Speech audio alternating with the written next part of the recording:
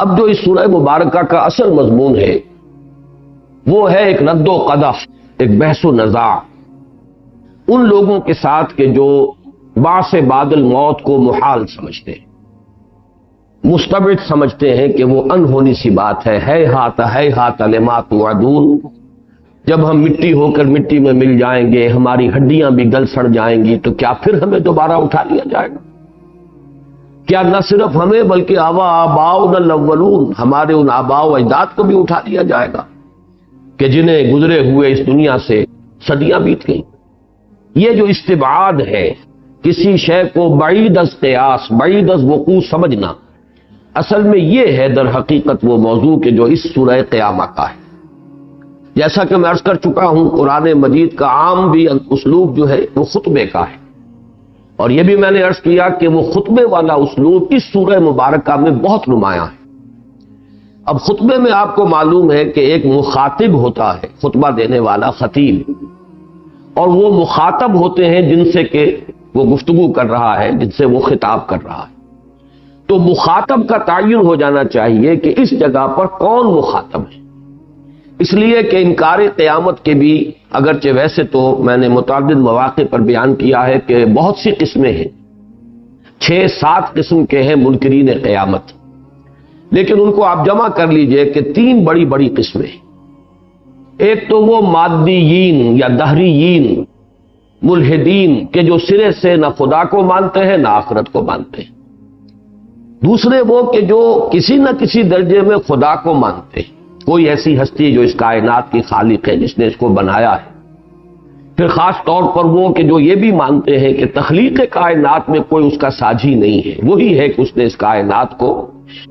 بس اپنی ہی ذات سے اور اپنی ہی قدرت سے اور اپنی ہی قوت سے تخلیق فرمایا ہے۔ پھر یہ کہ لیکن اس کے بعد وہ استبعاد محسوس کرتے ہیں، بعید سمجھتے ہیں مردوں کے دوبارہ زندہ ہو جانے۔ تیسری قسم ان لوگوں کی ہے جو خدا کو بھی مانتے ہیں، آخرت کو بھی مانتے ہیں، لیکن ماننے کے بعد کوئی اور ایسا عقیدہ یا خیال ان کے دلوں میں بیٹھ گیا ہے کہ جس کی بنا پر ان کا ماننا نہ ماننے کے برابر ہو گیا۔ مثلاً یہ کہ شفاعت باطلہ کا عقیدہ کہ بعث بعد الموت تو ہے، ہم دوبارہ اٹھائے بھی جائیں گے، حساب کتاب بھی ہوگا، لیکن ہمارے وہاں شفعاء ہیں، بچانے والے ہیں، سفارشی ہیں۔ اب ظاہر بات ہے کہ اگر سفارشی ہیں اور سفارشوں سے بچ جانا ہے تو اب وہ خوف جو طاری ہونا چاہیے اور لاحق ہونا چاہیے وقوع قیامت کا اور جزا و سزا کا، وہ زائل ہو جائے گا۔ گویا کہ ایمان بالآخرہ اگر ہے بھی تو غیر مؤثر ہو جائے گا۔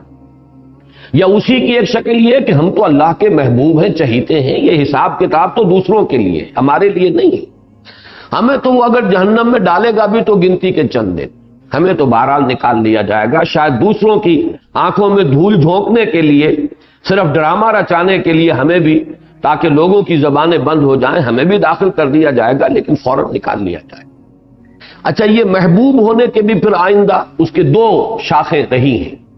یا تو لوگوں نے اپنی اس دنیا کے اندر دولت مندی اور جو بھی اللہ نے انہیں حیثیت عطا فرمائی، مال اور اولاد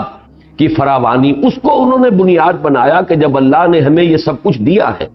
تو ہم یقیناً اس کے چہیتے ہیں، لاڈلے ہیں۔ جب یہاں ہم اس کے لاڈلے اور چہیتے ہیں اور اس کی نعمتوں سے ہم بہراندوز ہو رہے ہیں، تو آخرت میں بھی بہرحال اللہ کے ہم چہیتے ہیں، ہم پر یہ حساب کتاب لاگو نہیں ہوگا۔ یا یہ ہوتا ہے کہ ہم کسی سے نسبت رکھتے ہیں، ہم ابراہیم کی نسل سے ہیں، نحن ابناء اللہ و احباؤہ، ہم تو اس نسلی تعلق کی وجہ سے اللہ کی اولاد کے مانند ہیں، بیٹوں کے مانند ہیں، ہم تو اس کے بڑے چہیتے ہیں۔ یا جیسے آج ہمارے ذہن میں امت مرحوم سے تعلق ہے، جو کچھ بھی ہے لیکن تیرے محبوب کی امت میں ہے، یہ اسی کے ذیل کا ایک خیال ہے۔ ایک آخری شکل جو ہے اس تیسری کی، یہ میں سب ڈویژن بیان کر رہا ہوں کہ شیطان دھوکہ دیتا ہے انسان کو اللہ تعالیٰ کی شان غفاری کا، وہ بڑا غفور ہے، بڑا رحیم ہے، کہاں چھوٹی چھوٹی باتوں پر پکڑ کرے گا، وہ کوئی خردہ گیر نہیں ہے انسانوں کی طرح، وہ کوئی لوگوں کو عذاب دے کر خوش ہونے والی ہستی نہیں ہے، وہ کوئی سیڈسٹ نہیں ہے کہ لوگوں کو تکلیف میں ڈال کر جو ہے اسے کوئی مسرت یا خوشی حاصل ہوتی ہو۔ اب یہ اللہ تعالیٰ ہی کی شان رحیمی، شان غفاری کی حوالے سے انسان کو دھوکہ دیا جا رہا ہے، یا انسان اپنے آپ کو دھوکہ دے رہا ہے۔ تو میں نے 3 قسمیں بیان کی ہیں، منکرین بعث بعد الموت یا منکرین قیامت یا منکرین جزا و سزا کی۔ ان میں سے ظاہر بات ہے یہ تیسری قسم جس کی میں نے کئی سب ڈویژنز آپ کے سامنے رکھتے ہیں، یا شفاعت باطلہ کا تصور، یا اپنے اللہ کے ساتھ کسی خصوصی تعلق اور خصوصی استحقاق کا معاملہ، یا اللہ تعالیٰ کی شان غفاری پر دھوکہ کھا جانا، ما غرک بربک الکریم۔ ظاہر بات ہے کہ اس قسم کے جو منکرین ہیں ان سے اس صورت میں خطاب نہیں ہے، پہلی قسم کے منکرین سے بھی خطاب نہیں، اس لیے کہ یہاں آپ اس کو بین السطور میں دیکھیں گے کہ مخاطب وہی ہیں اہل عرب جو اصل مخاطب تھے محمد الرسول اللہ صلی اللہ علیہ وسلم کے، اصل بھی کہیے اور یوں کہیے کہ اولین مخاطب تھے۔ ویسے تو حضور کا مخاطب جو ہے ہر انسان ہے، پوری نوع انسانی، اس لیے کہ حضور کی بعثت ہوئی ہے وما ارسلناک الا کافۃ للناس بشیرا ونذیرا، پوری نوع انسانی کے لیے، لیکن اولین مخاطب اہل عرب تھے۔ اہل عرب میں ظاہر ہوتا ہے قرآن مجید کے بعد مقامات سے کہ خالص ملحد بھی تھے، لیکن وہ آٹے میں نمک کے برابر، جو نہ کسی خدا کو ماننے والے تھے، نہ ظاہر بات ہے جب خدا ہی کو نہیں مانتے تو آخرت اور بعث بعد الموت کا سوال ہی پیدا نہیں ہوتا، لیکن تھے وہ آٹے میں نمک کے برابر۔ اکثر و بیشتر لوگ جو ہیں وہ تھے جو خدا کو مانتے تھے، یہ بھی مانتے تھے کہ تخلیق کائنات میں کوئی اس کا ساجی نہیں، وہ اکیلا تنہا ہے خالق اس کائنات، جیسا کہ بار بار آتا ہے وَلَئِن سَأَلْتَهُم مَّنْ خَلَقَ السَّمَاوَاتِ وَالْأَرْضَ لَيَقُولُنَّ اللَّهُ، اے نبی اگر آپ ان سے پوچھیں گے کہ آسمانوں اور زمین کو کس نے تخلیق فرمایا، یہ فوراً کہیں گے اللہ نے تخلیق فرمایا، اس میں انہیں اختلاف نہیں۔ لیکن اب اس کے بعد جب وہ آخرت کو مستبعد سمجھتے تھے، انہونی شے سمجھتے تھے، یوں سمجھتے تھے کہ یہ تو بعید از قیاس اور بعید از وقوع ہے، تو اس پر ان کے اوپر حجت قائم کی گئی ہے در حقیقت اللہ تعالیٰ کی صفت قدرت کے حوالے سے۔ اسی لیے میں نے دیکھیے شروع کی چند آیات پڑھی اور آخر کی چند آیات پڑھی، اول و آخر جو ہے اس سورہ کا آ کر جمع ہو گیا۔ چنانچہ آج جو ہمیں آیت پڑھنی ہے اَیَحْسَبُ الْإِنسَانُ أَن لَّن نَّجْمَعَ عِظَامَهُ، کیا انسان یہ سمجھتا ہے کہ ہم اس کی ہڈیوں کو جمع نہیں کر سکیں گے؟ بلا قادرین علی ان نسوی بنانہ۔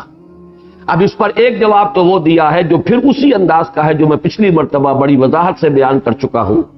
دلیل اس میں منطقی نہیں ہے، اس میں دلیل اذعانی ہے، خطابی ہے، دلیل خطابی، بلا قادرین علی ان نسوی بنانہ، کیوں نہیں، ہم پوری طرح قدرت رکھتے ہیں اس پر کہ اس کی ایک ایک پور کو درست کرتے۔ اور یہ یہاں سے شروع کر کے ختم کہاں ہوا؟ اس میں انسان کی تخلیق کے جو مراحل ہیں، جو اس کی مادی تخلیق ہے، جسمانی تخلیق ہے، ان کا ایک تذکرہ کیا گیا کہ یہ تو ہر انسان مانتا ہے کہ وہ گندے پانی کی ایک بوند سے بنا ہے، تو کس نے بنایا اسے؟ وہ ہستی کہ جس نے اس گندے پانی بوند کو جو ٹپکا دی گئی تھی۔ اَیَحْسَبُ الْإِنسَانُ، دیکھیے یہ آخر میں پھر وہی انداز ہے، اَیَحْسَبُ الْإِنسَانُ أَن لَّن نَّجْمَعَ عِظَامَهُ اَیَحْسَبُ الْإِنسَانُ أَن يُتْرَكَ سُدًى أَلَمْ يَكُن نُطْفَةً مِّن مَّنِيٍّ يُمْنَىٰ ثُمَّ كَانَ عَلَقَةً فَخَلَقَ فَسَوَّىٰ فَجَعَلَ مِنْهُ الزَّوْجَيْنِ الذَّكَرَ وَالْأُنثىٰ أَلَيْسَ ذَٰلِكَ بِقَادِرٍ عَلَىٰ أَن يُحْيِيَ الْمَوْتَىٰ۔ یہاں وہ دلیل آ گئی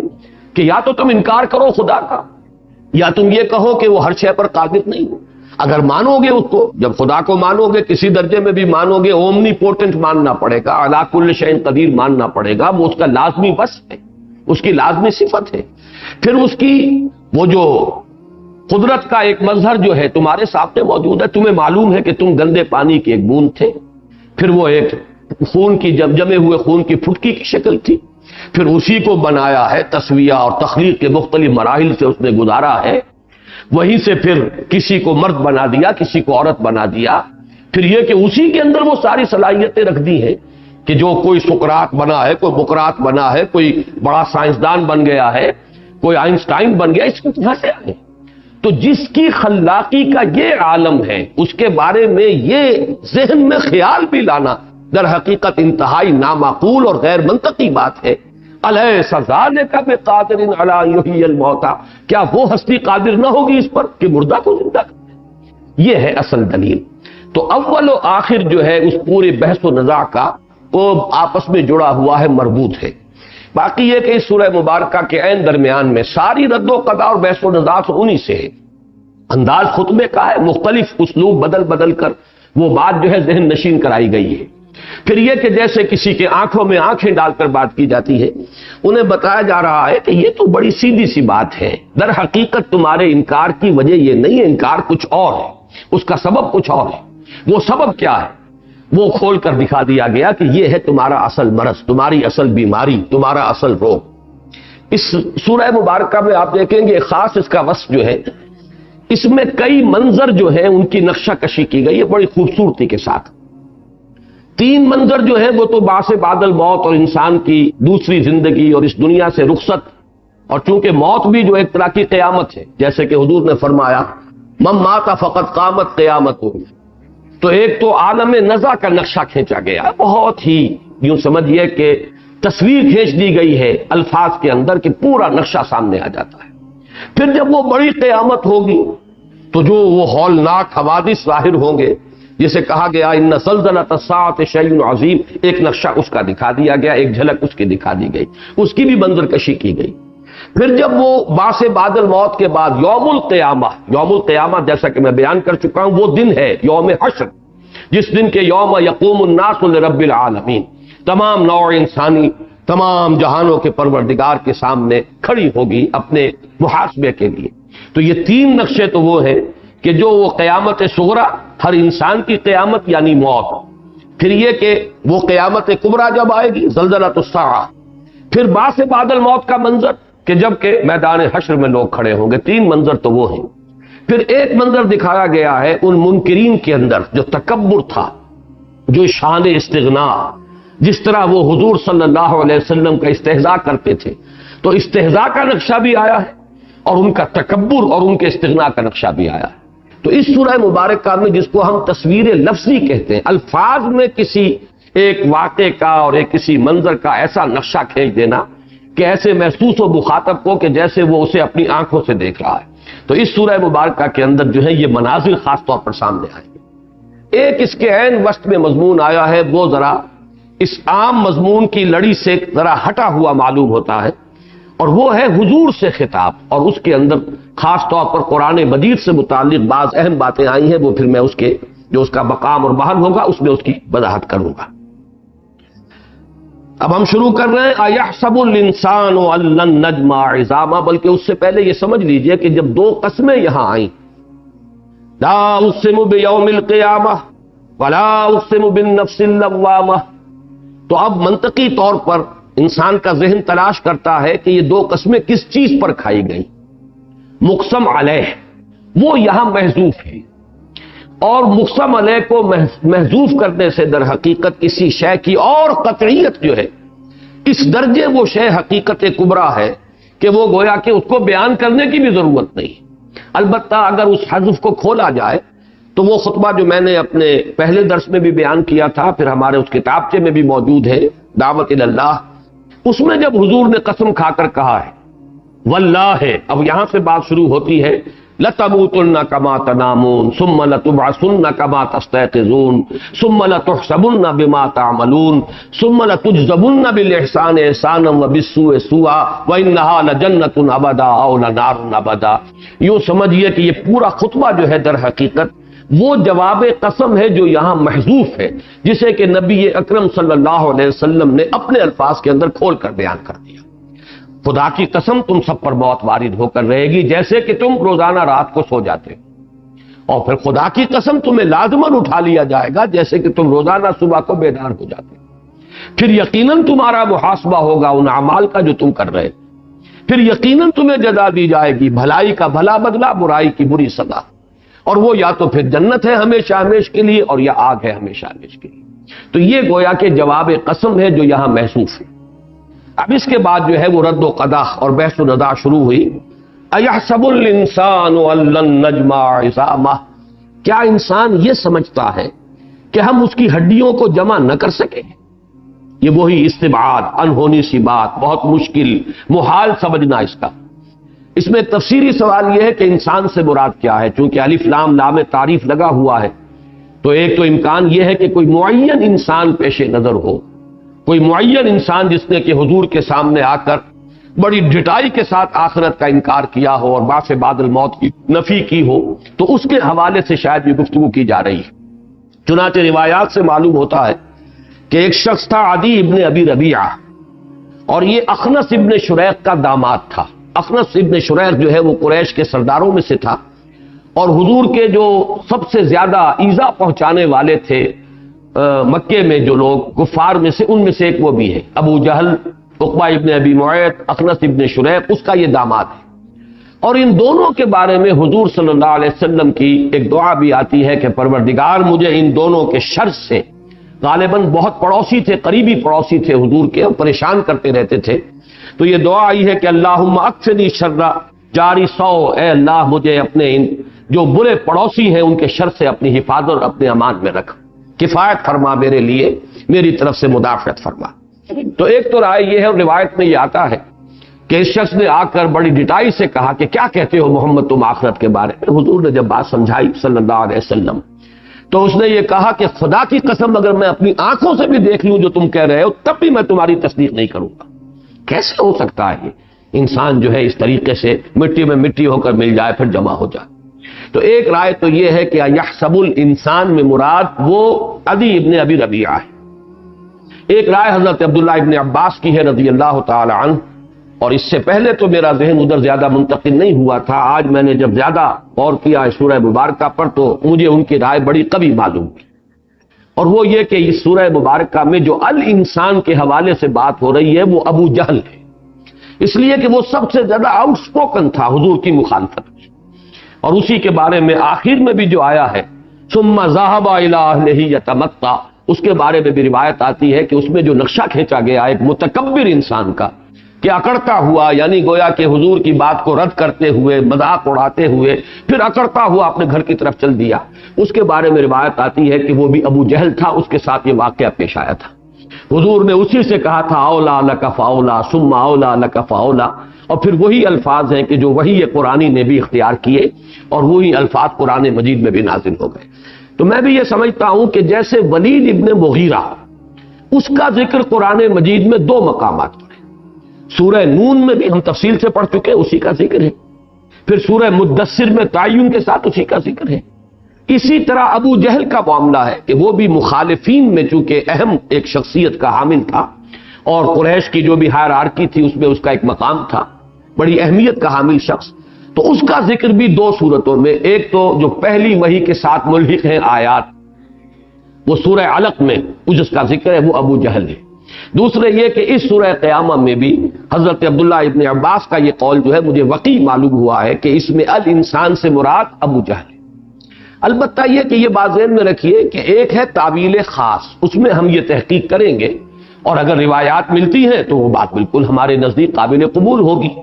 لیکن یہ کہ یہ نہیں سمجھنا چاہیے کہ بس اسی کے بارے میں بات کہی جا رہی ہے، یہ عام ہے۔ الانسان جو بھی تکذیب کرنے والا ہے باس بعد الموت کی، جو بھی اسے محال سمجھتا ہے، مشکل سمجھتا ہے، انہونی بات سمجھتا ہے، بہت دور کی کوڑی سمجھتا ہے، وہ سب اس کے اندر الانسان چونکہ لام جنس بھی ہوتا ہے، تو گویا کہ وہ تمام لوگ اس کے اندر شریک ہیں کہ جو کسی بھی درجے میں باس بعد الموت کو بہت بعید از قیاس اور بعید از وقوع سمجھتے ہوں وہ اس کو عام کر دے گا۔ یہ گویا کہ اس کی تعویل عام ہوگی، وہ تعویل خاص کہ ایک خاص وقت میں ایک خاص شخص نے وہ انداز اختیار کیا انکار کا اور اس کے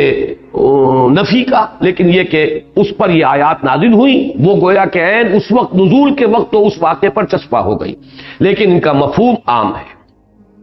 اَيَحْسَبُ الْإِنسَانُ أَن لَّن نَّجْمَعَ عِظَامَهُ بَلَىٰ قَادِرِينَ عَلَىٰ أَن نُّصَوِّيَ بَنَانَهُ، یہاں پہ چونکہ قادرین جو ہے یہ حالت نسبی میں ہے، اس لیے ایک اشکال پیدا ہوتا ہے کہ یہ نسب کس اعتبار سے آیا۔ ایک رائے تو یہ دی گئی ہے کہ یہاں لفظ کننا محذوف ہے، یہ کانا کی خبر ہونے کی وجہ سے منسوب ہے، بلا کننا قادرین علی ان نصوی بنانا، ہم پوری طرح قادر ہیں اس پر۔ اور اس میں بھی ایک اشارہ ہے، اگر یہاں پر کننا کو محذوف مانا جائے تو اس پوری سورہ مبارکہ میں جو استدلال کا جو سلسلہ ہے اس کے ساتھ جو ہے اس کی مناسبت قائم ہو جاتی ہے کہ تمہارے سامنے ہے کہ ہم نے ایک ایک پور تمہاری درست کی ہے، کوئی ہے نا ہستی، جب تم مانتے ہو کہ تمہارا کوئی خالق ہے تو اس خالق نے تمہاری ایک ایک پور کو کیسا جوڑا ہے، ذرا غور تو کرو کہ ایک ایک جوڑ جو ہے تمہاری انگلیوں کا یہ ایک ایک پور جو جس طریقے سے جڑی ہوئی ہے، یہ کسی کی صناعی ہے، کسی کی خلاقی ہے، کوئی حکیم مطلق ہے جس کو یہ قدرت حاصل ہے، تو ظاہر بات ہے کہ اس کی وہ قدرت کہیں سلب تو نہیں ہو گئی، اس کی وہ طاقت کہیں ختم تو نہیں ہو گئی۔ جیسے کہ کہا گیا افعینا بالخلق الاول، کیا ہم پہلی مرتبہ بنا کر ایک مرتبہ تخلیق فرما کر اب بالکل عاجز ہو گئے؟ کیا ہم تھک گئے؟ کیا ہماری قوت خلاقی سلب ہو گئی؟ افعینا بالخلق الاول، کیا اب ہم عاجز ہو گئے؟ تو یہ گویا کہ کنا قادرین میں ادھر بھی اشارہ ہو جائے گا کہ ہم تو ہے، قدرت رکھتے ہیں اس پر، تمہارا اپنا وجود جو ہے موجودہ وہ اس کے اوپر شاہد ہے۔ یعنی گویا کہ آخر میں تو جو بات کہی گئی ہے سورت کے، وہ تو ہے وہ جنین کا ارتقاء کے جو رحم مادر میں ہوتا ہے کہ گندے پانی کی بوند سے پورا انسان بنا دینا، یہ اگر ہمارے لیے ممکن تھا تو مردہ کو زندہ کرنا کیسے ناممکن ہو گیا؟ اسی طرح یہ کہ اگر تمہاری ایک ایک پور کو پہلے درست طور پر جوڑ دینا ہمارے لیے ممکن تھا تو آخر دوبارہ اس کو جمع کر دینا ہمارے لیے کیسے مشکل ہو گیا؟ تو کوئی تو عقل کے ناخن لو، کوئی بات معقول کرو۔ تو ایک رائے تو یہ ہے کہ کننا قادرین، تو قادرین حالت نسبی میں آیا ہے اس لیے کہ یہ یہاں پر کننا محذوف۔ ایک رائے اور ہے، اور اس کی نظیر ملتی ہے سورہ تغابن میں، اس کی ان آیات کو ذہن میں لائی ہے، زعم الذین کفروا ان لن یبعثوا قل بلا وربی لتبعثن ثم لتنبؤن بما عملتم۔ اگر اس اسلوب کو دیکھا جائے تو یہاں پر وہاں تو حضور سے کہا گیا تھا کہ اے نبی آپ کہہ دیجئے، اور قسم کھا کر کہہ دیجئے، قل بلا، کیوں نہیں، وربی، اور مجھے اپنے رب کی قسم ہے تم لازماً اٹھائے جاؤ گے۔ یہاں پہ چونکہ اللہ تعالیٰ خود یہاں متکلم ہے، حضور کے ذریعے سے نہیں کہلوا رہے، تو گویا کہ یہاں پر محذوف مانا جائے گا بلا لنجمعنھا قادرین علی ان نسوی بنانا۔ تو یہ گویا کہ حال ہو جائے گا، ہم لازماً ان ہڈیوں کو جمع کر کے رہیں گے، اور اس حال میں کہ ہمیں پوری قدرت حاصل ہے کہ ہم اس کی ایک ایک پور کو درست کر دیں۔ لنجمعنھا، ہم لازماً جمع کریں گے اسے، قادرین علی ان نسوی بنانا، گویا کہ یہ حال ہوگا۔ لیکن جیسا کہ میں عرض کر چکا ہوں، یہ سب اذعانی انداز ہے، خطابی انداز ہے، اس میں دلیل منطقی نہیں ہوگی پھر۔ اگر وہ مانا جائے کننا قادرین، اس میں دلیل منطقی جو ہے انسان کی تخلیق اول کے حوالے سے آ جاتی ہے۔ اب اس کے بعد جو تیسری آیت آ رہی ہے، آج کے درس کی تیسری، ویسے سورہ مبارکہ کی 5ویں آیت، بل یرید الانسان لیفجر امامہ، بل سے کسی شے کی نفی کر کے کسی دوسری بات کی طرف توجہ کو منعطف کیا جاتا ہے۔ یہ عطف ہے یا سبوں پر کہ یہ کہہ تو یہ رہا ہے، اس کی زبان سے تو یہ چیزیں نکل رہی ہیں، استبعاد اور محال ہونا، حقیقت میں بات یہ نہیں ہے۔ حقیقت میں جو اس کے دل کا روگ ہے، جو اس کے انکار کا اصل سبب ہے، وہ کیا ہے؟ وہ یہ چاہتا ہے، انسان یہ چاہتا ہے کہ فسق و فجور کرتا رہے، امامہ، اپنے سامنے، اپنے آگے، جو زمان مستقبل آنے والا ہے، مستقبل میں وہ فسق و فجور کا اتنا عادی ہو چکا ہے، حرام خوری کا اتنا عادی ہو چکا ہے، ظلم کا اتنا عادی ہو چکا ہے کہ اگر آخرت کو مانے تو گویا کہ اس کو اپنی اصلاح کرنی پڑتی ہے۔ اس کا منطقی نتیجہ ہے، اگر اعمال کی جزا و سزا ہے تو پھر تو انسان کو آج خود سیلف ریسٹرینٹ جو ہے، اپنے آپ کو روکنا کہ ظلم سے رکے، فسق و فجور سے رکے، حرام خوریوں سے رکے، لوگوں کے حقوق سلب کرنے سے باز آ جائے۔ لیکن چونکہ یہ کرنا نہیں ہے، چونکہ نیت جو ہے بری ہے، چونکہ فسق و فجور کا عادی ہو چکا ہے، اس لیے انکار کر رہا ہے۔ یہ بالکل ایسے ہی ہے جیسے کہ ہمارے ہاں یہ محاورتاً کہا جاتا ہے کہ بلی کو دیکھ کے کبوتر آنکھیں بند کرتا، اسے معلوم ہے کہ اب موت آ رہی ہے، لیکن یہ کہ وہ موت کو دیکھنا نہیں چاہتا، لہذا وہ آنکھیں بند کر لیتا ہے، اپنے آپ کو گویا کہ وہ بچانے کے خیال میں کہ وہ اس خطرے کو اپنی آنکھوں سے نہ دیکھے۔ اسی طرح یہ لوگ جانتے ہیں، جیسے آگے چل کر آ جائے گا، بل الانسان علی نفسہ بصیرہ، وہ انسان خود اپنے حال سے خوب واقف ہے، اپنے آپ کو خوب جانتا ہے، اپنی حقیقت اس پر خوب منکشف ہے، چاہے بہانے بنائے ولاؤ القا معاذیرا، کتنے ہی وہ اپنے اعمال کو ریشنلائز کر لے، اس کے لیے جواز فراہم کر لے، اس کے لیے جو ہے طرح طرح کے بہانے اور معذرتیں تراش لے، اپنے لیے جسٹیفیکیشن ایجاد کر لے، لیکن انسان کو معلوم ہے، اور یہی بات وہ تھی کہ ولا اقسم بالنفس اللوامہ، یہ نفس لوامہ انسان میں ہے، اندر سے اسے خلش ہوتی ہے کہ تم غلط کر رہے ہو، لہذا انسان جانتے بوجھتے اب جزا و سزا کا انکار کرنے کا اصل سبب یہ ہے کہ اگر اس کو مان لے، اس کو تسلیم کرے تو اپنی اصلاح کرنی پڑے گی۔ اصلاح کے لیے طبیعت جو ہے وہ آمادہ نہیں ہے. بل یرید الانسان لیفجر امامہ. امامہ کی جو ضمیر ہے اس کے بارے میں اگرچہ دوسری آراء بھی ہے کہ اس سے مراد بعث بعد الموت ہے، قیامت ہے، یوم قیامہ، یوم اس کے لیے آیا ہے، یا یہ کہ یہ نفس لوامہ اپنے ضمیر کے سامنے پوری ڈھٹائی کے ساتھ انسان چاہتا ہے ضمیر کی خلش کے باوجود کہ وہ حرام خوری اور اپنا فسق و فجور جو ہے اسے جاری رکھے. لیکن زیادہ رائے یہی ہے کہ امامہ سے مراد ہے انسان کے سامنے کا وہ زمانہ جو ابھی آنے والا ہے، چونکہ یہ اپنے ان تمام عادتوں میں اتنا خوگر ہو گیا ہے، اتنا عادی ہو چکا ہے کہ اب اصلاح کے لیے طبیعت آمادہ نہیں. وہ جو بات کہی ہے کسی نے بڑے پیارے انداز میں کہ جانتا ہوں ثواب طاعت و زہد پر طبیعت ادھر نہیں آتی، تو وہ اپنے ضمیر کی خلش کو بھی مٹائے گا، اپنے آپ کو بھی دھوکہ دے گا. نہیں جی نہیں، کوئی حساب کتاب نہیں، کوئی باس بعد الموت نہیں، یہ ڈھکوسلے ہیں، خام خواہ کے ڈراوے ہیں جو دیے جا رہے ہیں، کوئی حساب کتاب، کوئی جزا و سزا نہیں. کیوں؟ اس لیے کہ وہ اپنی زندگی میں کوئی تبدیلی لانے کو تیار نہیں ہے، اپنے فسق و فجور سے تائب ہونے کے لیے آمادہ نہیں. یسأل ایان یوم القیامہ، پوچھتا ہے کب ہوگا قیامت کے دن، کہ قیامت کا دن کب ہوگا. ایان یوم القیامہ، یہ انداز بتا رہا ہے کہ یہ استفہام جو ہے واقعتاً بات سمجھنے کے لیے نہیں تھا، بلکہ تنزیہ استہزائی انداز میں. اچھا جی بہت آپ نے ہمیں بتایا قیامت ہوگی قیامت ہوگی قیامت ہوگی، ہمارے کان پک گئے سنتے سنتے، کب ہوگی یہ قیامت؟ یہ گویا کہ اصل موضوع سے بات کو بدلنا، اصل حقیقت سے رخ کو موڑنے کی کوشش کرنا. تو چونکہ یہ استہزائیہ انداز ہے لہذا اس کا جواب جو اللہ نے دیا ہے اب اس میں وہ جو ہولناک زلزلۃ الساعہ ہے، وہ جب کہ اس کائنات کا نظام درہم برہم ہوگا، یہ نظام شمسی جو ہے اس کے موجودہ قوانین جو ہے ان میں کوئی تغیر و تبدل ہو جائے گا. زلزلۃ الساعہ جسے کہا گیا، جس کے بہت سے نقشے کھینچے گئے، القارعہ ملقارعہ وما ادراک ملقارعہ یوم یکون الناس کالفراش المبثوث وتکون الجبال کالعہن المنفوش. جبکہ یہ پہاڑ ڈھونکی ہوئی اور رنگی ہوئی اون کے مانند ہو جائیں گے، جبکہ انسان جو ہے وہ ایسے ہو جائیں گے جیسے پتنگے ہوتے ہیں، اور اس طریقے سے پھیلے ہوئے ہوں گے ٹڈی دل کے مانند، پوری یہ انسانیت پریشان حال ہوگی. اور زلزلۃ الساعۃ شیء عظیم یوم ترونھا تذہل کل مرضعۃ عما ارضعت وتضع کل ذات حمل حملها وترى الناس سکارى وما هم بسکارى ولکن عذاب اللہ شدید. تو وہ نقشہ اب یہاں کھینچا گیا ہے، وہ جو ہولناک مناظر ہے قیامت کے. قیامت سے مراد وہ قیامت نہیں، یوم الحشر نہیں، بلکہ وہ زلزلۃ الساعہ. یہ میں بیان کر چکا ہوں کہ قرآن مجید میں یہ مختلف مراحل جو ہیں بعض جگہ مختلف انداز میں آتے ہیں. جب ہم لفظ آخرہ کہتے ہیں، آخرہ میں یہ سب ہے.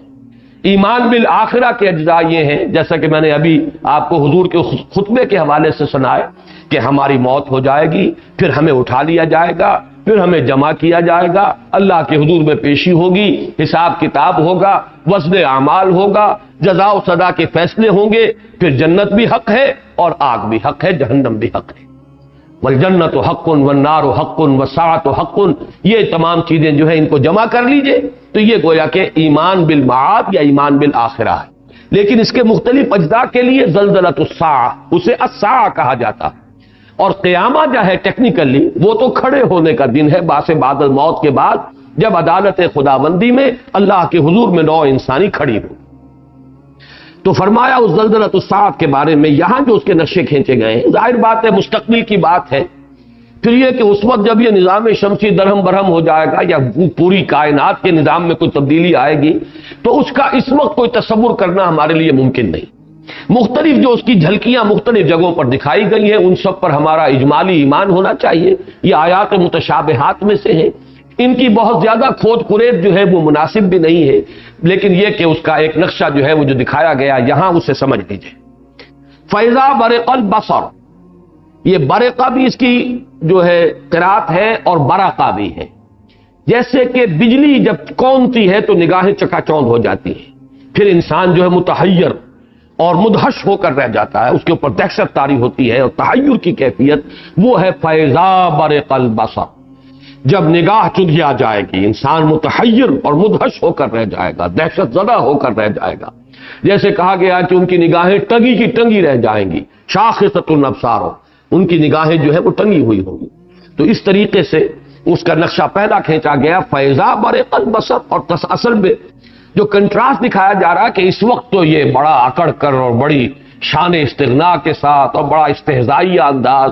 بڑی بے پرواہی جو ہے اس کے انداز میں بات کر رہا ہے، لیکن جب وہ مرحلہ آئے گا تو اسی کا حال یہ ہوگا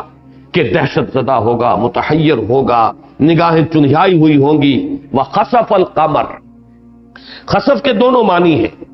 خسف کے معنی کسی شے کا کسی دوسری چیز میں دھس جانا بھی ہے، جیسے کہ قارون کے بارے میں آیا وَخَسَفْنَا بِهِ وَبِدَارِهِ الْأَرْضِ، ہم نے اس کو اور اس کے گھر کو، اس کے محل کو، اس کی حویلی کو زمین میں دھسا دی۔ اور خسوف جو ہے خسف کے معنی بے نور ہو جانا بھی ہے، چاند بے نور ہو جائے گا، جیسا کہ ہمیں معلوم ہے کہ چاند کی روشنی جو ہے مستعار ہے سورج سے، تو اگر اس نظام شمسی کے اندر کوئی فرق واقع ہوا تو اس کا ایک نتیجہ یہ بھی ہو سکتا ہے کہ چاند کی روشنی دائل ہو جائے، جیسا کہ وہ ایک کرہ ہے بے نور، ویسا اس کی اصل حقیقت جو ہے وہ سامنے آ جائے، اور یہ جو اس کی ریفلیکشن ہے روشنی کی وہ اس کو پھر حاصل نہ رہے۔ اور اس کا دوسرا مفہوم یہ بھی ہو سکتا ہے، کشش ثقل جو ہے وہ ہے در حقیقت جس نے ان کروں کو اپنی اپنی جگہ پر اپنے مدار میں قائم رکھا ہے۔ زمین کی کشش ثقل جو ہے وہ چاند کو تھامے ہوئے ہے کہ باہر نہیں جانے دے رہی، اس کے گرد مدار کے اندر وہ حرکت کر رہا ہے۔ اگر اس کشش ثقل کے نظام میں کوئی تغیر ہو جائے تو ہو سکتا ہے کہ زمین کی جو گرفت ہے اس کے اوپر، جو اس کو تھامے ہوئے اپنے قریب، اگر اس میں ذوف پیدا ہو جائے تو سورج اس کو کھینچ لے اور یہ سورج میں جا کر جو اسے ٹکرائے اور اس میں دھس جائے۔ ظاہر بات ہے کہ سورج کا سائز بہت بڑا ہے حجم، اور چاند بہت چھوٹا ہے، تو گویا کہ یہ اس میں جا کر جو ہے دھس جائے۔ دونوں اس کے مفہوم جو ہے اور وہ اب سمجھ میں آنے والی باتیں ہیں، اس لیے کہ سائنس کی یہ حقیقتیں اس درجے تو انسان پر منکشف ہو چکی ہیں کہ یہ چیزیں اب ہمیں کوئی چیزتا نظر نہیں آتی۔ ایسا نہیں ہے کہ انہونی بات ہو، وہ تو اب جو بھی حقائق ہمارے سامنے موجود ہیں ان کے اعتبار سے بڑی آسانی سے ان کی تعبیر اور توجیہ اور ان کے بارے میں ان کے جو منطقی جو ہے وہ ہم تعویل کر سکتے ہیں۔ وَخَسَفَ الْقَمَرُ وَجُمِعَ الشَّمْسُ وَالْقَمَرُ، جمع کر دیے جائیں گے چاند اور سورج۔ اگر تو خسف کے معنی دھس جانا ہے تب تو بات گویا کہ اسی کی وضاحت کر دی گئی، یہ چاند اور سورج علیحدہ علیحدہ ان کا وجود ختم ہو جائے گا، چاند دھس جائے گا سورج کے اندر، تو گویا کہ وہ جمع ہو گئے۔ لیکن ایک اس کا مفہوم یہ بھی ہو سکتا ہے کہ چونکہ سورج نکلتا ہے مشرق سے، چاند مغرب سے طلوع ہوتا ہے، تو جیسے کہ بعض روایات میں آتا ہے قرب قیامت کی علامتوں میں سے کہ سورج کا طلوع بھی مغرب سے ہوگا، ہو سکتا ہے کہ زمین کی گردش جو ہو رہی ہے وہ اس وقت تو ہو رہی ہے مغرب سے مشرق کی طرف، لیکن یہ ہو سکتا ہے کہ یہ اس کی گردش جو ہے وہ بدل جائے تو اس کے نتیجے میں سورج جو ہے وہ مغرب سے طلوع ہونا شروع ہو جائے، اور چونکہ روایات میں آیا ہے تو جمع ہو جانا سورج کا اور چاند کا بہی معنی ہو کہ در حقیقت دونوں کے دونوں جو ہے بجائے مخالف سمتوں سے طلوع ہونے کے وہ ایک ہی سمت سے طلوع ہونے لگے، یہ بھی گویا کہ جمع کی ایک شکل ممکن ہے۔ وَجُمِعَ الشَّمْسُ وَالْقَمَرُ، اب اصل مضمون وہ آ گیا، یہی انسان یقول الانسان یومئذ این المفر، یہ ساری اس کی اکڑ فونی جو ہے وہ اس روز رفو چکر ہو جائے گی، اس روز جو ہے اس وقت کا اس کا غرور اور اس کی اکڑ اور اس کا تکبر سب ہوا ہو جائے گا، اور اس وقت وہ کہے گا ہے کوئی بھاگنے کی جگہ؟ مفر جائے فرار، جہاں پر جا کر انسان کہیں چھپ جائے، کہیں بھاگ جائے اس آنے والی مصیبت سے، کہیں جو ہے اس کو پناہ مل جائے۔ کلا لا وزر، کہہ دیا جائے گا، یا یہ کہ یہ کہہ دیا جانا قولاً نہ ہو، تصویر حال ہو کہ جیسے ہی انسان یہ سوچے گا بھاگ جانے کی جگہ، خود ہی اس پر منکشف ہو جائے گا کہ نہیں کوئی پناہ نہیں، آج کوئی پناہ کی جگہ نہیں۔ وزر کے معنی جائے پناہ، جہاں پر کہ انسان اپنے بچاؤ کے لیے کہیں جا کر چھپ جائے، اور یہ بنا ہے لفظ وزر سے، وزر کہتے ہیں بوجھ کو، تو وزر ہے کو بھاری شے،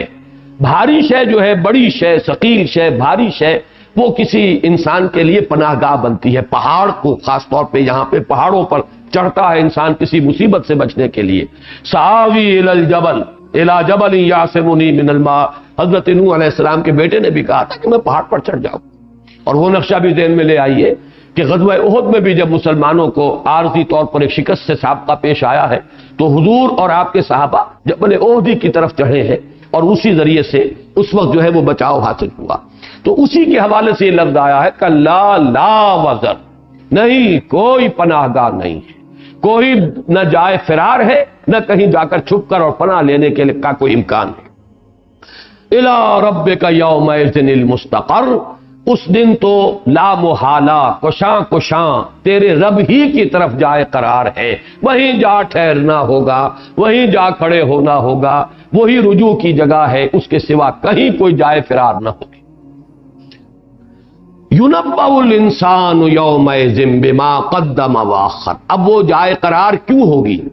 وہ قیام کیوں ہوگا اللہ کے حضور میں، وہ یوم حشر میں انسان کیوں کھڑے ہوں گے، یوم یقوم الناس لرب العالمین۔ یُنَبَّأُ الْإِنسَانُ يَوْمَئِذٍ بِمَا قَدَّمَ وَأَخَّرَ۔ اب یہ وہ حساب کتاب اعمال کا سامنے آ جانا جو سورہ کہف میں کہا گیا، وَوُضِعَ الْکِتَابُ، وہ اعمال نامہ رکھ دیا جائے گا، فَتَرَى الْمُجْرِمِينَ مُشْفِقِينَ مِمَّا فِيهِ، وہ جو مجرم ہیں وہ خوف زدہ ہوں گے اس سے جو کچھ اس کے اندر ہے، انہیں معلوم ہوگا ہمارے کرتوت جو محفوظ ہیں یہاں پر۔ تو وہ جب نقشہ آئے گا، يُنَبَّأُ الْإِنسَانُ يَوْمَئِذٍ بِمَا قَدَّمَ وَأَخَّرَ۔ اب دیکھیے یہ چونکہ خطاب کا انداز ہے، بڑی تیزی کے ساتھ مضامین آ رہے ہیں، اور یہاں پہ منطقی انداز نہیں ہے، اگرچہ منطق اس میں موجود ہے، جیسے کہ ایک تسبیح کے اندر ڈور ہوتی ہے، نظر نہیں آتی، نظر تو وہی آئیں گے وہ دانے جو ہیں، لیکن ڈور موجود ہے۔ تو فرمایا يُنَبَّأُ الْإِنسَانُ يَوْمَئِذٍ بِمَا قَدَّمَ وَأَخَّرَ، اور یہ تنبیہ نبع سے ہے، يُنَبَّأ بتا دیا جائے گا، جتلا دیا جائے گا، ایک لفظ ہے تنبیہ اور ایک ہے تنبیہ حمزہ کے ساتھ، تو نبع خبر، بڑی خبر، يُنَبَّأ بتا دیا جائے گا، جتلا دیا جائے گا، باخبر کر دیا جائے گا انسان کو۔ يُنَبَّأُ الْإِنسَانُ يَوْمَئِذٍ بِمَا قَدَّمَ وَأَخَّرَ، اس دن انسان کو جتلا دیا جائے گا، کھول کر بتا دیا جائے گا جو اس نے آگے کیا، جو پیچھے کیا۔ یہ لفظی ترجمہ میں نے کیا ہے بِمَا قَدَّمَ وَأَخَّرَ، لیکن ان دونوں الفاظ کے کئی مفہوم ہو سکتے ہیں، دو مفہوم جو ہے ان کو ضرور ذہن میں رکھنا چاہیے۔ بِمَا قَدَّمَ جو آگے بھیجا، تقدیم کے معنی آگے بڑھانا، تاخیر پیچھے کرنا۔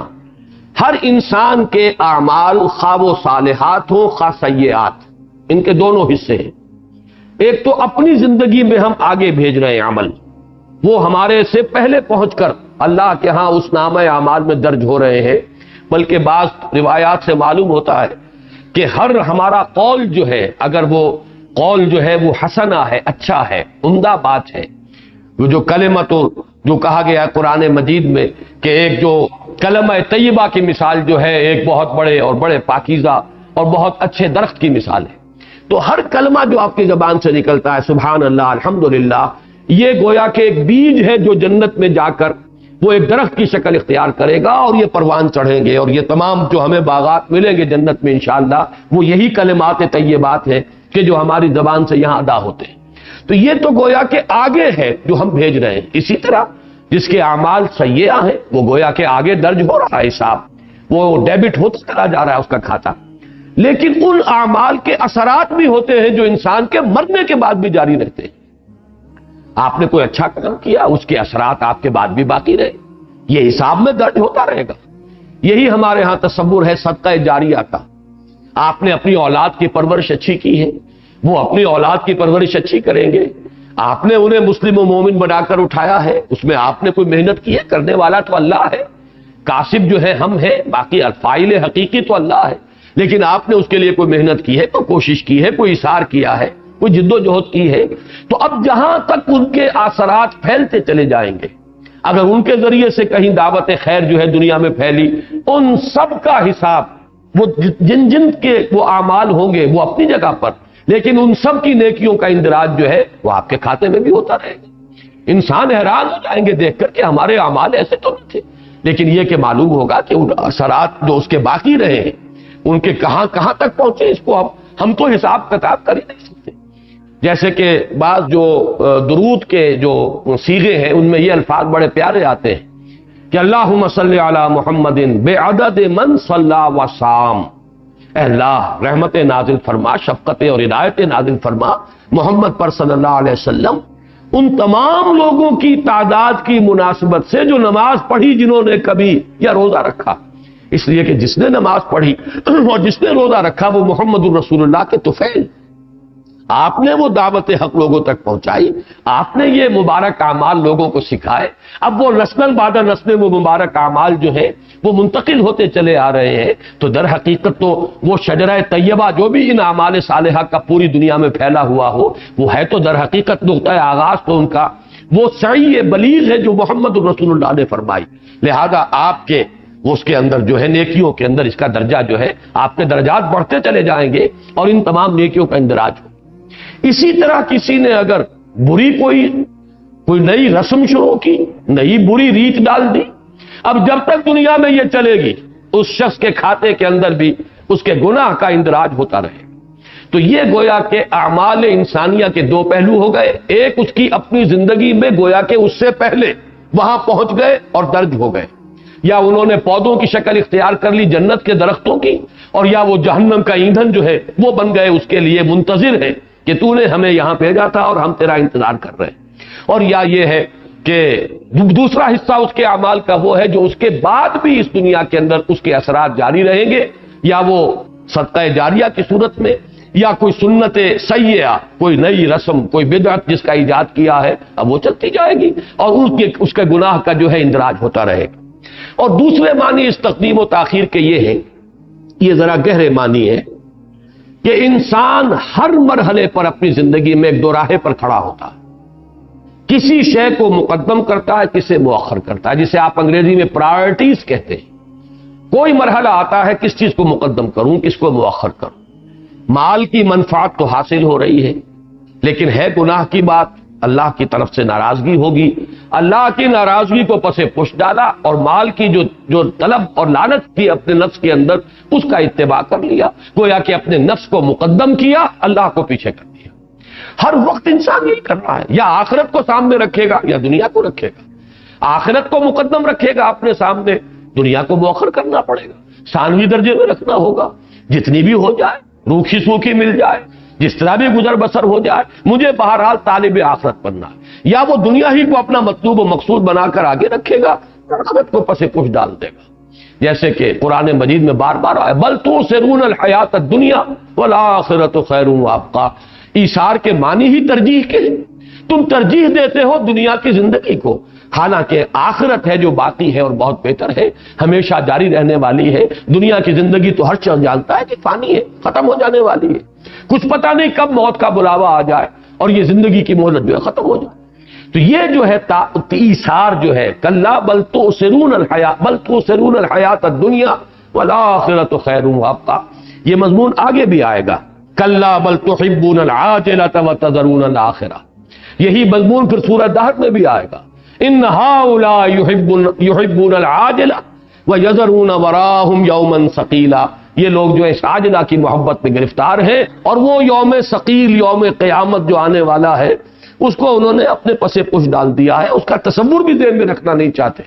اس کا تو انکار کر رہے ہیں، بالکل جیسے کبوتر بلی کو دیکھ کر آنکھیں بند کرتا ہے، اس کے تصور کو بھی اپنے ذہن کے قریب نہیں آنے دینا چاہتے کہ خامخواہ جو ہمارا عیش ہے وہ مقدر اور منغص نہ ہو۔ تو فرمایا يُنَبَّأُ الْإِنسَانُ يَوْمَئِذٍ بِمَا قَدَّمَ وَأَخَّرَ۔ اب پھر دیکھیے بل الانسان علی نفسہ بصیرہ، یعنی در حقیقت انسان کو جتلائے جانے کی بھی ضرورت نہیں، انسان خود جانتا ہے کہ میں کیا کر کے لایا ہوں۔ اس وقت کا جیسا نقشہ قرآن مجید میں دوسرے مقامات پر آیا ہے، اقرأ کتابک کفیٰ بنفسک اليوم علیک حسیبا، بھائی خود ہی پڑھ لو اپنا اعمال نامہ، خود ہی دیکھ لو۔ بلکہ جیسے کہ آگے آ جائے گا اس کا نقشہ کھینچ دیا گیا ہے کہ جب میدان حشر میں کھڑے ہوں گے تو ہر شخص کے چہرے پر لکھا ہوا ہوگا کہ اس کا انجام کیا ہونا ہے۔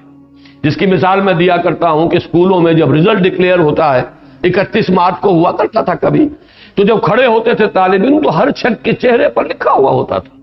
کوئی خوش و خرم ہوتا تھا، اسے معلوم تھا میں نے کیا لکھا ہے۔ زیادہ سے زیادہ تشویش ہے تو یہ کہ فرسٹ آؤں گا یا سیکنڈ آؤں گا، اسے فیل ہونے کا تو کوئی اندیشہ نہیں۔ اور کچھ وہ ہیں جنہیں معلوم ہے کہ ہم نے تو سارے خالی جو ہے بلینک پیپر جو ہے وہ سبمٹ کیے تھے، تو ہمارا نتیجہ تو نکلا ہوا، ہمیں معلوم ہے کہ فیل ہونا ہے۔ تو معلوم یہ ہوا کہ بل الانسان علی نفسہ بصیرہ، اب اس کا تعلق اس سے بھی ہو گیا نفس لوامہ کے ساتھ، ولا اقسم بالنفس اللوامہ، اس کے ساتھ بھی تعلق جڑ گیا۔ اس ڈور کو سامنے رکھیے کہ جیسے کہ تسبیح کے دانے پروئے ہوئے ایک ڈور میں، ایسے ہی آیات اس ڈور کے اندر پروئی ہوئی ہیں، ان کا ایک گہرا منطقی ربط آپس میں قائم۔ بل الانسان علی نفسہ بصیرہ ولو القی معاذیرہ، انسان خود اپنی حالت پر متنبہ ہے، اسے کوئی بتایا جائے نہ بتایا جائے، خارج میں کوئی فیصلہ سنایا جائے نہ سنایا جائے، وہ جانتا ہے اپنے آپ کو کہ میں کتنے پانی میں ہوں، کہاں کھڑا ہوں۔ ولو القی معاذیرہ، خواہ وہ کتنی ہی معذرتیں تراشیں. معاذیر کے بارے میں ذرا لغوی بحث کرنی پڑی ہے مفسرین کو، اس لیے کہ یہ تو تقریباً اجماع ہے کہ معذرت کی جمع ہے یہ، لیکن یہ خلاف قیاس ہے، قاعدے کے مطابق نہیں ہے. معذرت کی جمع معاذر ہوگی، معاذیر نہیں ہوگی. معاذیر جو ہے یہ تو یہ کہا گیا ہے کہ یا یہاں پر زیادہ آ گئی ہے، زیادہ لے آئی گئی ہے کسی ردم کے لیے، یا جو بھی اس کی ملکوتی غنا ہے اس کے تقاضوں کو پورا کرنے کے لیے. اس کی مثالیں اور بھی ہیں. منکر کی جمع مناکیر، ایک یہ کے اضافے کے ساتھ، ویسے ہی یہاں پر معذرت کی جمع معاذیر. لیکن یہ کہ ایک رائے یہ ہے کہ معذار کہتے پردے کو، معذار کی جمع معاذیر ہے. یہ جو یمن کی عربی تھی، لغت یمانی، اس کے اندر معاذیر کا لفظ آتا ہے پردوں کے لیے، معذار کی جمع. تو چاہے انسان کتنے ہی پردے ڈال دے. اب اس میں گویا کہ ایک نقشہ جو ہے سامنے آ گیا کہ کوئی انسان گناہ کا کام کرتا ہے تو پردے بھی ڈال دیتا ہے، چھپاتا ہے اپنے آپ کو، دروازے بھی بند کرتا ہے، لیکن یہ سب کچھ تو اس نے دوسرے انسانوں کی نگاہوں سے بچنے کے لیے کیا ہے. اس کا اپنا ضمیر تو موجود ہے. اگر وہ اللہ کو نہیں سمجھتا حاضر و ناظر، چلیے اگر اس کی طرف سے محجوب ہے تب بھی اس کا اندر تو اس کا ضمیر موجود ہے. بل الانسان علی نفسہ بصیرہ، جب انسان اس غلط حرکت کا ارتکاب کرتا ہے اس کا نفس اسے ملامت کرتا ہے کہ تم کیا کر رہے ہیں. ولو القا معاذیرا، چاہے اس نے کتنے ہی پردے گرا دیے ہو اور کتنا ہی اپنے آپ کو لوگوں کی نگاہوں سے چھپا دیا. اسی کی ایک باطنی حقیقت یہ ہے کہ انسان خود اپنے ضمیر کے آگے بھی پردے گراتا ہے، پردے ڈالتا ہے ضمیر کو مطمئن کرنے کے لیے، جسے آپ کہتے ہیں ریشنلائزیشن، اپنے اعمال کی عقلی توجیہ کرنا، جسٹیفیکیشن، اپنے لیے وجہ جواز فراہم کرنا. جیسے آپ دیکھتے ہیں کہ بہت سے لوگ اب رشوت خوری، یہ تو دل تو کہتا ہے کہ برا کام کر رہے ہیں، کیا کرے، تنخواہیں کم ہیں، اس کے بغیر گزارا نہیں ہے، ماحول یہ ہے، فلاں ضرورتیں پوری نہیں ہو رہی ہیں. وہ اپنے آپ کو اس کا لیے وہ اپنے آپ کو معذور ٹھہرائیں گے. اپنے آپ کو مطمئن کرنے کے لیے انہوں نے بہت سے پردے اپنے ضمیر کو چھپانے کے لیے بہت سے پردے جو ہے اس دنیا میں ڈالے ہیں. وَلَوْ أَلْقَىٰ مَعَاذِيرَ، خواہ اس نے کتنے ہی پردے ڈال دیے. یا معذرت ہے کہ انسان لوگوں کے سامنے معذرت پیش کرتا ہے، یا اللہ کے ہاں جا کر بھی شاید کوئی جھوٹ موٹ بہانے بنانے کی کوشش کرے، لیکن اس وقت بھی یہاں اور وہاں بھی اسے خود اپنی حقیقت خوب معلوم ہوگی کہ میں اصل میں کیا ہوں. اس کا ضمیر اسے متنبع کر رہا ہوگا. لا تحرک بہ لسانک، اب یہاں جو ہے ایک التفات ہے. یہاں جس کو ہم نے کہا تھا کہ خطبے کا یہ ایک خاص وصف ہوتا ہے کہ اس میں تحویل خطاب. اب ان لوگوں سے خطاب کی بجائے اب اللہ تعالیٰ اپنے نبی صلی اللہ علیہ وسلم سے مخاطب ہو رہے ہیں. یہ جو آیات ہیں پہلے ان کا ترجمہ سمجھ لیجئے. لا تحرک بہ لسانک، اے نبی صلی اللہ علیہ وسلم اپنی زبان کو بہی، اس قرآن کے لیے یہ ضمیر آئی ہے، اس قرآن کے ساتھ تیزی سے حرکت نہ دیجیے. تحریک، حرکا یحرک کو تحریکن، حرکت دینا کسی شے کو. لا تحرک بہ لسانک، اپنی زبان کو اس کے ذریعے سے تیزی سے حرکت نہ دیجیے. لتعجل بہ، تاکہ آپ جلدی سے اس کو حاصل کر لیں. لفظی ترجمہ ہوگا ان علینا جمعہ وقرآنہ، یقیناً ہمارے ذمے ہے. اعلیٰ جو ہے کسی کی ذمہ داری کے لیے آتا. ان علینا، ہم ذمہ لیتے ہیں، ہماری ذمہ داری ہے. ان علینا جمعہ وقرآنہ، یہ بات سمجھ لیجئے کہ اللہ تعالیٰ پر خارج سے کوئی ذمہ داری نہیں ڈالی جا سکتی، لیکن اللہ اپنے اوپر کسی شے کو لازم کر سکتا ہے. کتب علی نفسہ الرحمہ، اللہ نے اپنے آپ پر رحمت کو لازم کر لیا ہے، لکھ دیا ہے اپنے اوپر رحمت کو. تو اسی طریقے پر یہ ہے اللہ تعالیٰ یہاں اپنے اوپر ایک ذمہ داری لے رہے ہیں، حضور کے اطمینان کے لیے اس کا ذکر فرما رہے ہیں. لا تحرک بہ لسانک لتعجل بہ ان علینا جمعہ وقرآنہ، ہمارے ذمے ہے اس کو جمع کرنا اور اس کا پڑھانا یا پڑھنا. یہ میں بعد میں اس کی وضاحت بیان کروں گا. فَإِذَا قَرَأْنَاهُ، جب ہم اسے پڑھیں، فَاتَّبِعْ قُرْآنَ، تو پیروی کیجئے اس قرات کی، اس کے پڑھنے کی. ثُمَّ إِنَّ عَلَيْنَا بَيَانَهُ، پھر ہمارے ذمے ایک اور شے بھی ہے، اس کا بیان، اس کی تبیین، اس کی وضاحت، اس کے مجمل کی تفصیل، اس کے ابہام کی تبیین اور وضاحت ہمارے ذمے ہے. توضیح، یہ بھی ہمارے ذمے. یہ جو چند آیات ہیں ان میں ایک تو یہ کہ چونکہ اس پوری سورہ مبارکہ کا نقشہ جیسا کہ میں عرض کر چکا ہوں اس کا ایک خاص وصف ہے، وصف خصوصی. کہ تصویر لفظی الفاظ میں کسی شے کا نقشہ کھینچ دینا، اسی خاص انداز میں بعض روایات میں نقشہ کھینچا گیا ہے، اور جو ان آیات کا پس منظر بیان کیا گیا ہے ایک واقعاتی انداز میں، اور اسی کو اکثر ہمارے مفسرین نے قبول بھی کیا ہے، اور ظاہر جو ہے اس کا مفہوم وہی سامنے آتا ہے، اگرچہ اس ظاہری مفہوم کے پردے میں بڑے اہم علمی مضامین اور بہت اہم نکات ہیں کہ جو یہاں مضمر ہیں۔ لیکن پہلے وہ بات سمجھ لیجئے کہ وہ کیا ہے، کہ جیسے ایک استاد اور ایک اس کے شاگرد کا معاملہ، حضرت جبرائیل علیہ السلام کو کہا گیا ہے کہ حضور کے معلم ہیں، علمہ شدید القوا ذو مرۃ فاستوی، سکھایا ہے انہیں اس فرشتے نے جو بہت قوت والا ہے، ذو مرۃ فاستوی ثم دنا فتدلی۔ تو یہ حضرت جبرائیل علیہ السلام چونکہ وحی لائے ہیں، اور آپ کی ایک تعلیم بھی ہوئی ہے خصوصی، آپ نے اگرچہ دنیاوی اعتبار سے تو تعلیم حاصل نہیں کی ہے کہ آپ نے کسی انسان کے سامنے زانو تلمس طے کیا ہو، لیکن یہ کہ ظاہر بات ہے کہ فرشتے کے ذریعے سے، اور ان کو سورہ نون میں بھی اور سورہ علق میں بھی جو قلم کا لفظ آیا، علم الانسان، علم بالقلم علم الانسان ما لم یعلم، اور پھر نون والقلم وما یسطرون، اس میں بھی مفسرین کی رائے یہ ہے کہ حضور کے لیے جیسے کہ عام انسان کی تعلیم میں قلم ذریعہ بنتا ہے، حضور کی تعلیم میں فرشتہ ذریعہ بنا ہے۔ تو گویا کہ ایک تشبیہ ہے کہ معلم اور اس کے شاگرد کی، کہ اگر جیسے کہ کوئی شاگرد ہے، جیسے استاد پڑھا رہا ہو تو وہ فوراً اس کے پڑھنے کے ساتھ ساتھ ہی اپنی زبان کو حرکت دے کے یاد کرنے کی کوشش کرے، تو درمیان میں ٹوک دیتا استاد کہ ابھی نہیں کرو، ابھی ذرا توجہ جو ہے اب میری طرف مرتکز رکھو، باقی یہ ہے کہ اس کا یاد کرا دینا ہمارے ذمے ہے، پھر اس کو ہم ذہن نشین بھی کر دیں گے، لیکن اس وقت جو ہے جلدی مت کرو۔ اسی طریقے سے فرض کیجئے اس کے دوران اس کے ذہن میں کوئی سوالات پیدا ہو رہے، کوئی اشکال ہے، کوئی بھام ہے،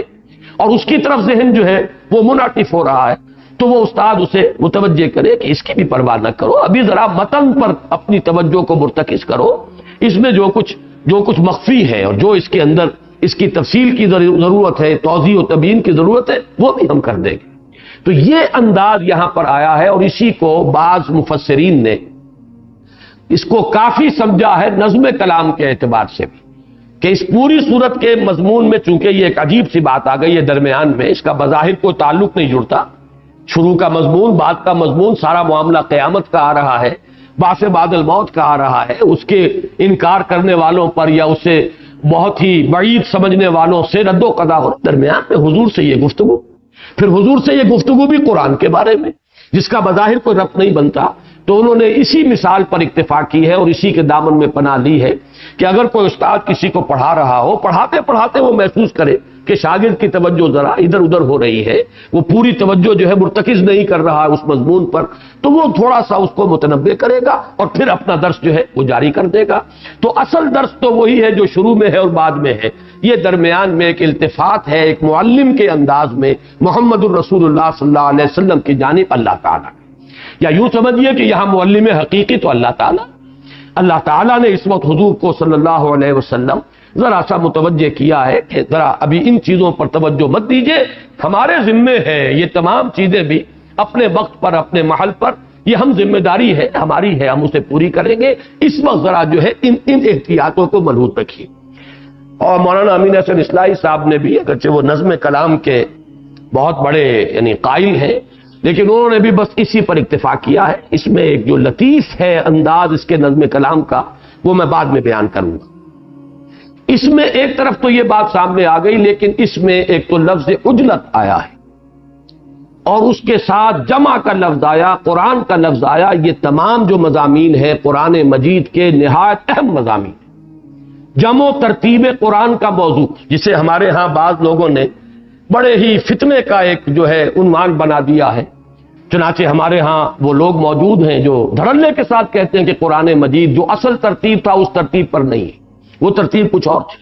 وہ ترتیب تو شاید صرف حضرت علی رضی اللہ تعالیٰ عنہ کو معلوم تھی، اور وہ بس وہ ترتیب جو ہے وہ اب دنیا کے اندر موجود نہیں ہے، یا شاید ان کے خیال کے مطابق جو ان کے بارے میں امام جنہیں وہ امام مہدی کا نام دیتے ہیں وہ غار میں ہے، تو اصل مصحف جو ہے ان کے پاس ہے، اس ترتیب کے ساتھ ہے جو حضرت علی نے مرتب کیا تھا، صحیح ترتیب۔ باقی یہ تو مصحف عثمان ہے، یہ حقیقت میں وہ قرآن نہیں ہے اور اس ترتیب کے ساتھ نہیں۔ اس کے ساتھ ہی یہ بھی فلاں آیت تھی اس کے اندر وہ نکال دی گئی، فلاں صورت تھی اس میں اس کو ساقط کر دیا گیا۔ اس قسم کی بے شمار باتیں جو ہیں وہ سننے میں آتی ہے کہ کچھ لوگوں نے اس قسم سے قرآن مجید کو مشکوک بنانے کی کوشش کی۔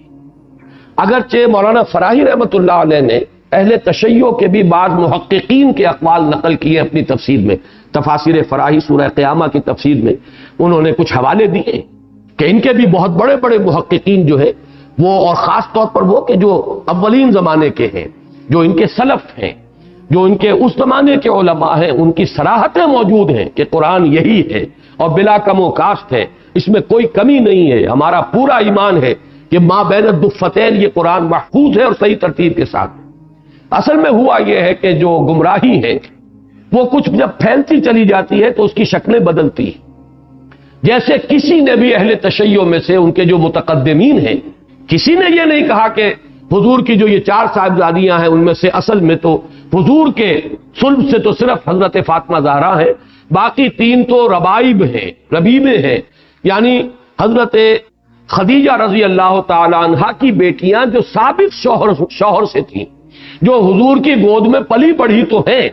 لیکن یہ ہے کہ در حقیقت حضور کے صلب سے نہیں ہے۔ حضور کی صلبی بیٹی، حقیقی بیٹی صرف ایک ہے اور وہ فاطمہ زہرا ہے۔ کسی نے متقدمین شیعہ میں سے کسی نے یہ بات نہیں کی، اور آج اس بات کا چرچا کیا جا رہا ہے۔ تو اس میں در حقیقت رنگ جو ہے، رنگ آمیزی ہر دور کے اندر اس فتنے کے اندر ہوتی چلی گئی ہے۔ اس پہلو سے یہ مضمون اس وقت جو فتنے کی شکل ہے اس کے اعتبار سے بہت اہم ہے ان چند آیات کے حوالے سے، لہذا انہیں ہمیں ذرا گہرائی میں سمجھنا ہے۔ پہلی بات تو نوٹ کیجئے کہ وَلَا لَا تُحَرِّكْ بِهِ لِسَانَكَ،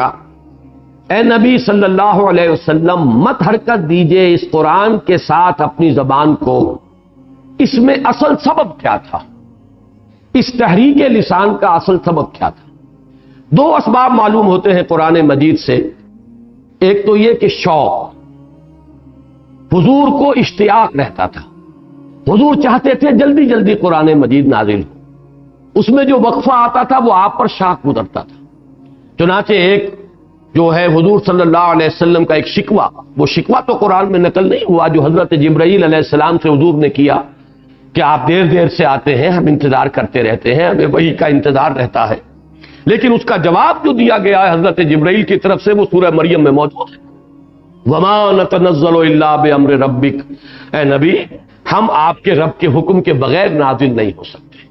لَهُ مَا بَيْنَ أَيْدِينَا وَمَا خَلْفَنَا، اسی کو اختیار حاصل ہے ان تمام چیزوں کا بھی جو ہمارے سامنے موجود ہے اور ان چیزوں کا بھی جو ہمارے پیچھے ہیں، وَمَا بَيْنَ ذَلِكَ، اور جو ان دونوں کے مابین ہے۔ اب آپ ذرا غور کیجئے، میرے آگے میرے پیچھے، ان دونوں کے درمیان کون ہے؟ میں ہوں۔